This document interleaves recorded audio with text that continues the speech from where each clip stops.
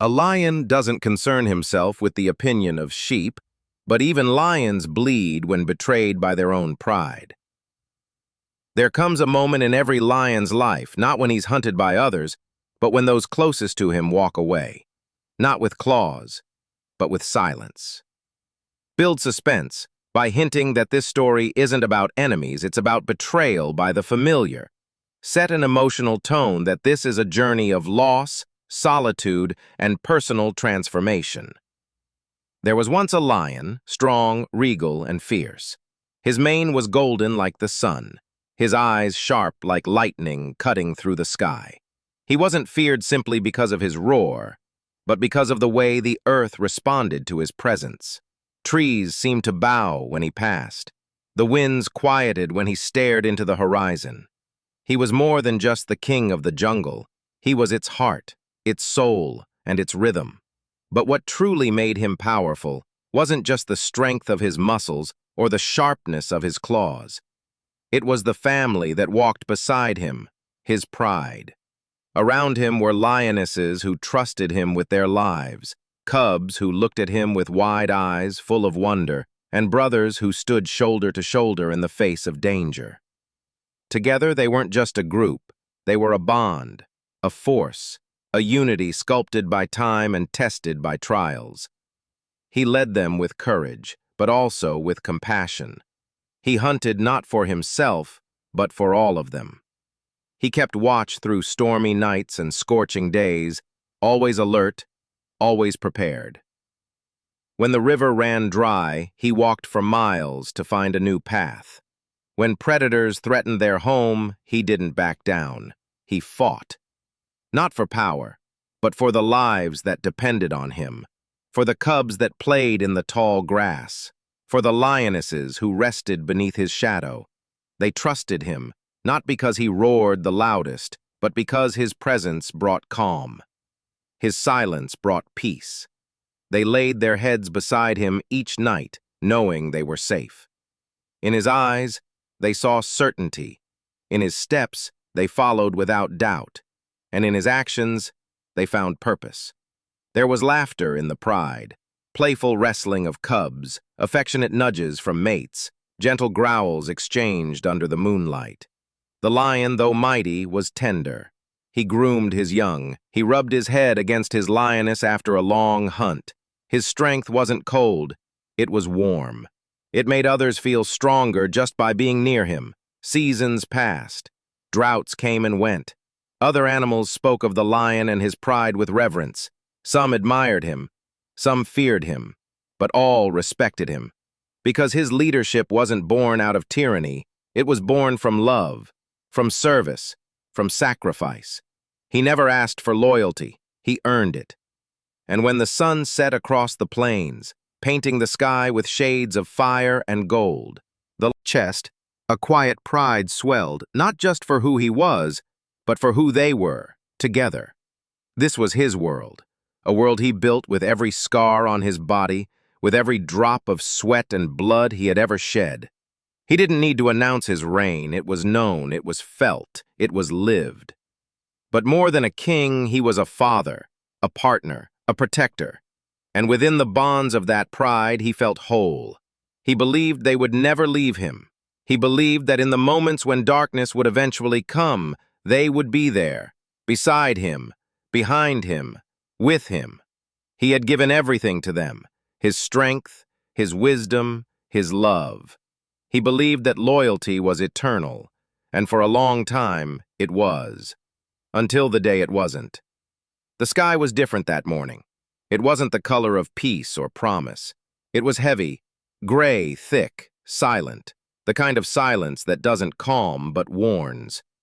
The lion woke not to the usual sounds of his pride stirring, but to an eerie stillness. His instincts whispered that change was near, but he couldn't have known just how deep that change would cut. From the distance came the scent, unfamiliar, foreign, dangerous. A rival, a younger lion, hungrier, reckless, and blind with ambition. Or perhaps it was nature itself, turning cruel, unpredictable, a fire breaking across the horizon, or a drought sucking the riverbeds dry. Whether it was a challenger or a force of nature, the battle arrived like thunder, uninvited and unforgiving. The lion stood tall as it came, his body alert, his eyes fierce. He had faced countless threats before, but this one was different. The rival didn't care for rules. The fire didn't care for strength. There was no negotiation, no chance to protect, only chaos. In the dust, the screams, the growls, and the crashing of bodies or burning of trees, he fought. Not just for himself, but for his pride.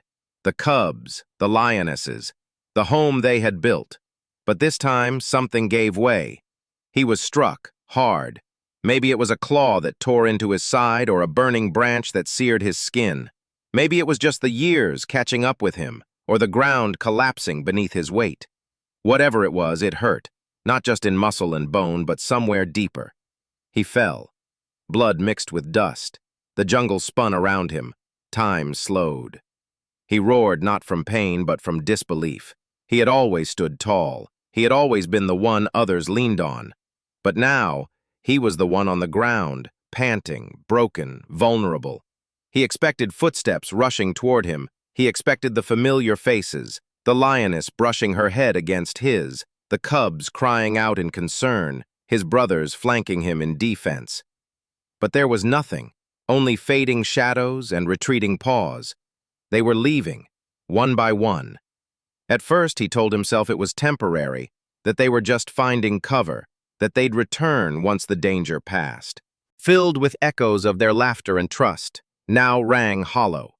They had left him, and not because he died, not because he gave up, but because he was wounded, because he was no longer perfect, because they didn't know how to stay when things got hard, or maybe they simply didn't want to. He stood slowly, every breath sharp, every movement aching.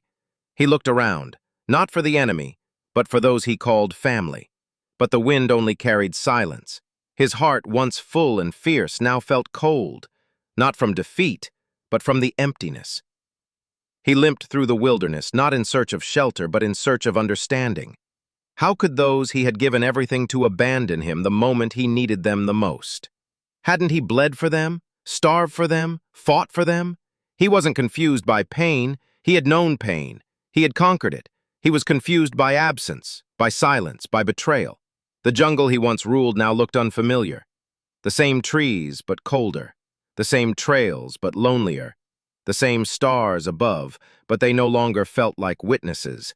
They felt like strangers, and in this new world, the lion was no longer a king. He was just alone. Not because he failed, but because others failed to stay. And that, perhaps, was the cruelest wound of all. Each morning, the lion rose with a little more pain than the last. His wounds, both seen and unseen, refused to heal quickly.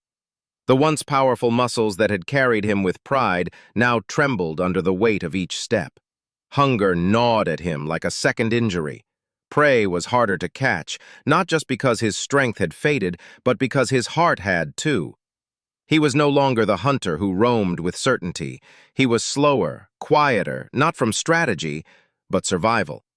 Every movement was measured, every breath careful. But what truly haunted him wasn't the limp in his leg or the ache in his side. It was the emptiness in his soul. The weight of betrayal wasn't loud. It wasn't a roar in the night. It was the deafening silence that followed. He would pause at familiar spots, shaded trees where they once rested, watering holes where the cubs played. The memories didn't shout, they whispered, and each whisper cut like a thorn under his skin. He remembered her, the lioness who had always walked by his side, fierce, graceful, loyal, or so he thought. She had nuzzled into his mane under the moonlight, spoken with eyes that promised forever. But when he fell, when the blood painted the ground and his legs gave way, she didn't stay. No words, no hesitation, just a glance, and then she turned.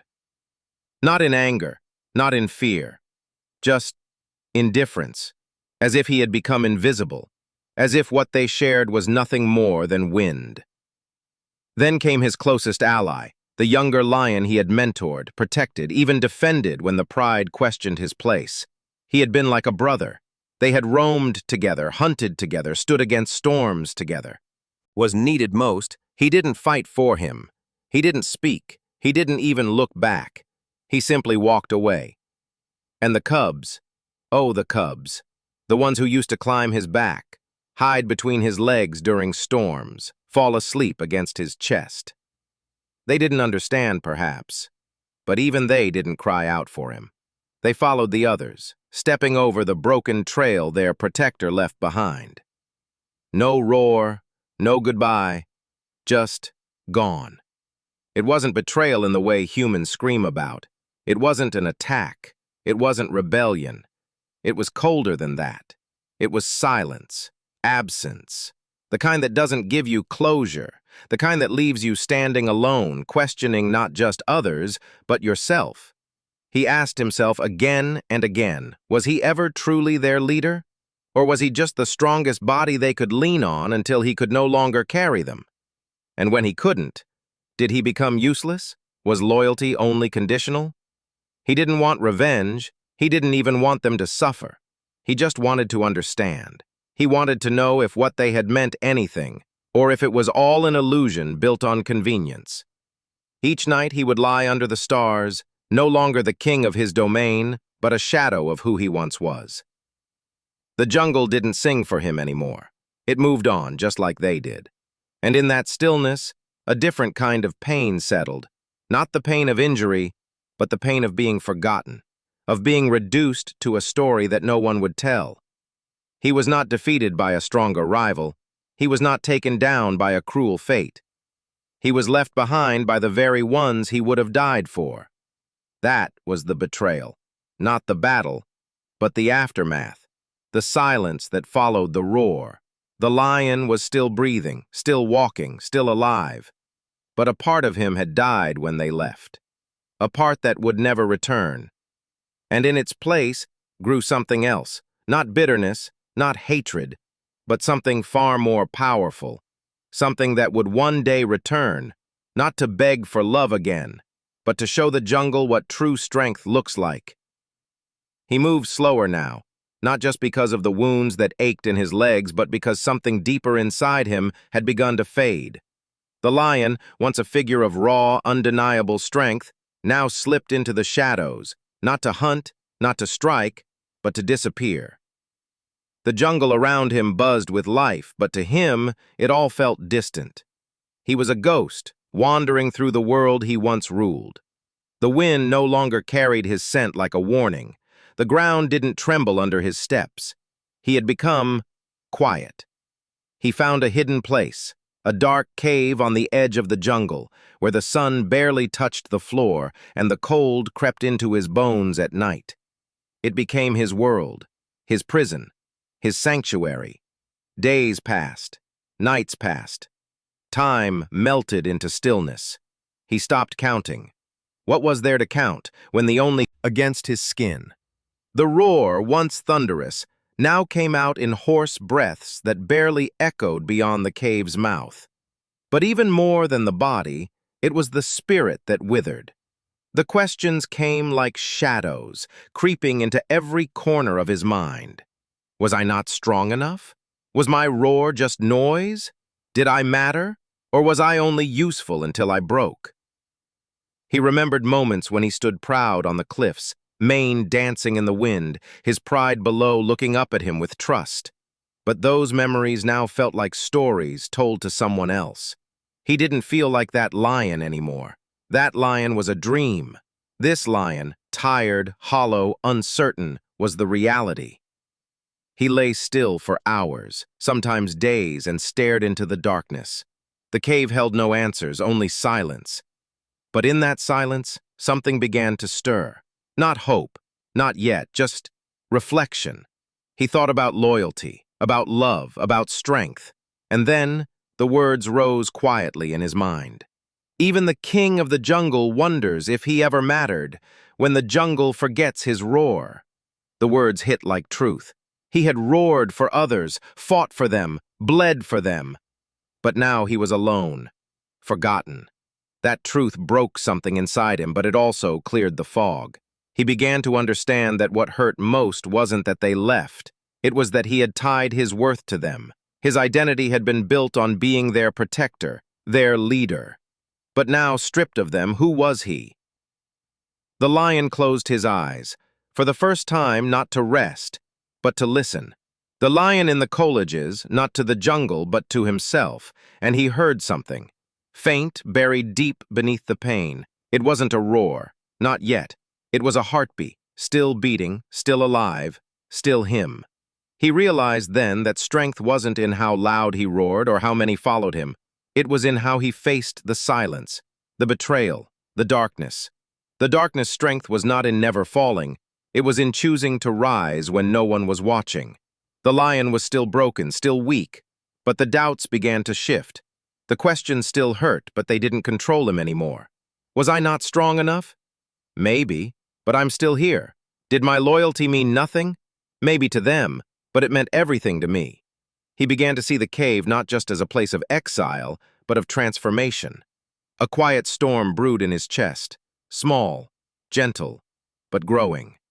Not the rage of vengeance, not the bitterness of betrayal, but the quiet fire of rediscovery. He wasn't ready yet to leave the cave, but something had changed. He wasn't hiding anymore. He was preparing. Because even in the darkest place, even in the silence of self-doubt, the jungle would still a lion. And soon, the jungle would remember. The night was long, but the lion had learned to sit with the darkness. It no longer frightened him. He had stared into its depths and survived. But this morning, something was different. As the first sliver of light broke across the horizon, painting the trees with gold and fire, the lion lifted his head, not because of pain or habit, but because something inside him stirred. He stood slowly, bones creaking, muscles protesting, but he didn't collapse. He walked to the mouth of the cave, the cold air brushing through his mane, and watched the sunrise, not just with eyes, but with presence. Something inside had shifted. It wasn't rage. He felt no need to punish those who left. It wasn't pride. That had long since burned away. It was clarity. For the first time he saw it clearly, not as loss, but as liberation. They hadn't abandoned him to destroy him. They had unknowingly freed him from the weight of being needed, expected, relied upon, freed him from a role he didn't choose but carried out of duty, freed him to discover who he truly was when no one was watching and no one was cheering. They had left, and in doing so, they gave him the most unexpected gift of all, the gift of self-reliance. His strength didn't lie in how many followed his lead. It lay in the way he endured after they left. He had not been chosen for greatness by their loyalty. He had carved greatness into his bones by walking through fire alone. With that clarity came breath, full, deep, grounded. He stepped into the sunlight. The ground felt different beneath his paws. He wasn't the lion from before, not the king with the proud shoulders and the roaring court, and not the broken shadow hiding in the cave. He was something else. He was the truth between those two lies. The lion began to move, slowly at first. The jungle was unfamiliar now, not because it had changed, but because he had. He didn't expect it to greet him. He didn't want it to. He no longer moved to protect. He no longer hunted to prove. He hunted because he was hungry. He roared because he still had a voice. He lived because he chose to. He stalked the brush quietly, senses alive again. Not desperate, but deliberate.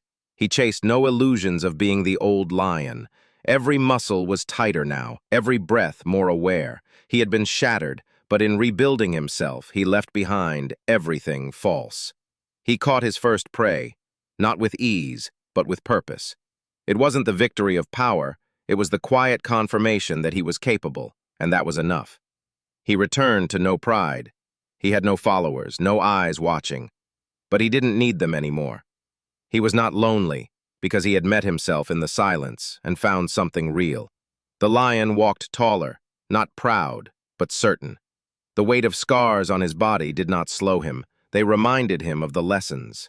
Each scar told a story. Each wound that healed whispered, "You did not break." He stopped needing to roar just to be heard. Now, when he roared, it was not a statement, not of dominance, of presence. His journey was not about reclaiming a throne or punishing the past.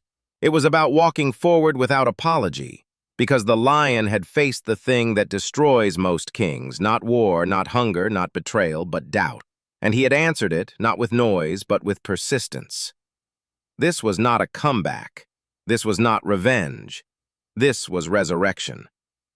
The lion, once defined by the eyes that admired him, now belonged only to himself.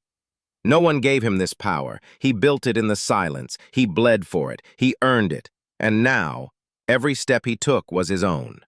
Alone, but no longer empty. Alone, but never again abandoned. For the jungle had turned its back on him. And still, he rose. Because inside him burned something no betrayal could touch, an inner roar, and that roar was awake. The jungle hadn't changed. The trees still stood tall and indifferent. The wind still moved through the branches without favor. The earth still bore the weight of predator and prey alike. But something in the air was different now, subtle, like a storm waiting in silence. A figure moved through the undergrowth, slower than before, but more deliberate. It was the lion, not the king of old, not the broken shadow from the cave, something reborn. Each paw pressed against the earth like it had purpose. Each breath was slow, measured, like a drumbeat in his chest. He didn't move for show. He didn't need an audience. He wasn't performing. He was becoming. A herd grazed ahead, unaware. Their scent drifted toward him, and he inhaled it not with hunger, but with focus. He wasn't proving anything. This hunt wasn't about reclaiming lost glory. It was about reconnecting with what was always his: instinct, will, presence. He crouched low. Time seemed to still. Then, movement. Not chaotic, not rushed. One paw forward. Then another, a rhythm born of patience and precision. The lion stalked the open ground with a grace that only comes from experience. Scars taught him silence. Pain taught him patience. The herd startled too late. In a single leap, he surged forward. Claws, teeth, motion. The struggle was brief, but purposeful. When it was done, he stood over the fallen prey, not gloating, not triumphant, just steady, just certain. This was not a lion seeking a crown. This was a lion honoring his nature. Later, as the sun dipped behind the trees and shadows stretched long, he climbed the ridge overlooking the valley. There, beneath the blood-orange sky, he paused. And then, he roared. It was not a roar of anger, not a roar of conquest. It was a roar of return, deep, primal, resonant. It moved through the trees like a memory being awakened. Birds fled the canopy. It remembered. This was no longer the lion who roared to be followed. This was the lion who roared to remind himself he still existed. He walked through the clearing, not surrounded by pride, not marked by title, but cloaked in something heavier: clarity. No longer driven by duty, no longer fueled by heartbreak, he had made peace with both. There was power in that peace.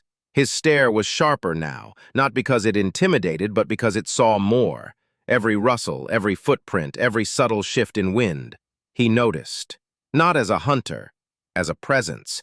He didn't need the jungle to love him. He didn't need the old path to be cleared. He carved a new one step at a time. The whispers of the past, those voices that once judged, once doubted, had grown quiet. He no longer heard them in his head. Instead, he heard only the rhythm of his own breath. The truth was, the lion had never needed saving. He needed to be broken, so he could rebuild himself in his own image, not the image others expected of him. He didn't wear a crown anymore, but he wore his silence like armor. He didn't chase legacy, but every footprint he left behind told a story. He didn't roar for attention, but every time he did, the jungle paused, not in fear, but in respect. This was his comeback, not loud, not cinematic, but real. A comeback that didn't need to be seen and be felt. The lion didn't reclaim a throne, he reclaimed himself. and that was more powerful than any title. He stood at the edge of the jungle, wind pulling gently at his mane. The same jungle that once turned its back now bent slightly to his presence. Not because he demanded it, but because he had earned it. Step by step, roar by roar, he reminded the world. He never left to disappear. He left to transform. And now, he was back. Not for them, for himself. The jungle whispered of an old scent, faint, familiar, almost forgotten. It drifted through the tall grass like a memory rising from sleep. The lion paused, his ears twitched, his gaze shifted, but not in alarm, in awareness. Ahead, past the trees and over the ridge, was something he hadn't sought but had always known he would one day face. The pride, his old pride. Once, their scent meant safety, family, belonging. Now it was just the past. He moved forward, not with a hunter's pace, but with a sovereign's calm. The ground beneath him did not tremble. It welcomed him in silence. As he stepped through the brush and into the clearing, time seemed to stretch. They saw him. The eyes that once looked up to him now looked away, not out of shame, not out of fear, but because they no longer knew how to face the lion they had left behind. They were fewer now, older, some limping, some gaunt, some bruised by time. The shine they once carried, the strength they wore when they stood beside him, was faded, worn down by life, by choice, by regret. One of them, a lioness who once nuzzled him on cool nights, lowered her gaze. Another, once his most trusted second, took a step back, not in defense, but in discomfort. The air was heavy, no growls, no snarls, just silence and heartbeats. He stood still, head high, eyes steady. But he did not roar. There was no need. He looked at them not with rage, not with sadness, but with understanding. They had left him when he was broken, not because he was weak, but because they didn't know how to hold strength when it wasn't shining. They had chosen survival over loyalty, and now they lived with the weight of that choice. But he had survived the storm alone. He had faced the night with no warmth but his own breath. And he had come out the other side not colder but clearer. The lion took a slow step forward, the pride tensed, not in preparation for an attack but out of habit. But he didn't stop. He walked past them. His gaze touched each one briefly, not judging, not asking, just acknowledging. He didn't need an apology. He didn't crave a reunion. He didn't need them to hurt the way he once hurt. That was the power they would never understand. True strength is not found in revenge, it's found in release. He walked past the lioness who once leaned on his shoulder, past the cub who now stood grown and confused, past the friend who became a stranger. His silence roared louder than any battle cry. Each step forward was a declaration. I am not what happened to me. I am what I chose to become after it. He reached the other side of the clearing and didn't look back. Not because he didn't care, but because he had already healed. The jungle behind him held ghosts, but the path ahead held peace. And peace, real peace, comes only when you let go of the need to be seen, heard, or avenged. He was no longer trying to prove his worth. He was living it. There was no bitterness in his walk, no weight in his shoulders, only purpose. As the sun broke through the canopy, casting gold across his mane, it was clear. The lion who had once been betrayed did not return to reclaim power. He returned to show what power truly was, not in dominance, not in roaring, but in choosing to walk away without hatred. He disappeared into the trees, the pride left behind in stunned stillness. No one spoke, no one chased. Because deep down they knew, the strongest lion isn't the one who demands respect. It's the one who no longer needs it. There comes a time when silence speaks louder than any roar, when the echoes of abandonment no longer sting, but teach. The lion stood alone now, not in exile, not in grief, but in understanding. The journey had not broken him. It had carved him. The land stretched far beneath him, rolling hills, tall grass, shadows of trees swaying in rhythm with the wind. He stood atop the mountain, not as the lion who once led many, but as the lion who had walked through fire and learned to lead himself. And the voice within, the one he had doubted, buried, ignored, was now steady, clear, unshakable. They left when I needed them most.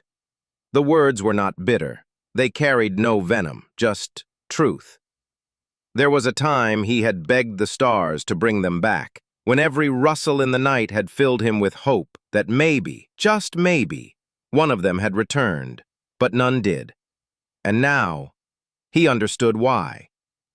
Because if they had stayed, he would have never found what lay within. Their leaving had once felt like betrayal, but in truth, it was freedom. Freedom from the comfort that had kept him dependent, from the illusion that his worth was tied to being needed, praised, or surrounded. The mountain breeze swept through his mane, honest and unflinching, and as he closed his eyes, he felt gratitude. Had they stayed, he would have never stepped out of their shadow to find his own strength. In solitude, he unearthed truths no companionship could offer. That courage is not born in crowds, but in silent nights and uncertain steps. That true power comes not from leading others, but from leading yourself when no one else believes you can. He had starved, stumbled, bled, and broken. But each wound taught him, each scar shaped him, each echo reflected him. And now, he didn't just survive. He stood, not with borrowed strength, but his own. As he looked over the horizon, the sky blazing in golds and blues, he realized he no longer needed apologies or closure. The version of himself that had been abandoned was gone. In his place stood a king, not of a jungle or a pride, but of his own soul. No longer wounded, no longer searching, just whole. At the cliff's edge he sat, not a ruler, not a guardian, just himself. And in that stillness, the final truth settled deep in his chest. The pain they gave him had been the path to a power he never knew he held. And now, with no one left to follow, he led the only one who ever truly mattered, himself. The camera pulls back. The cliffs high, the jungle wide, and the lion stands in silhouette against the sun, steady and unshaken. This isn't a comeback. This is a rebirth, because sometimes it's not the roar that defines the lion. It's the silence he chooses when he's already won.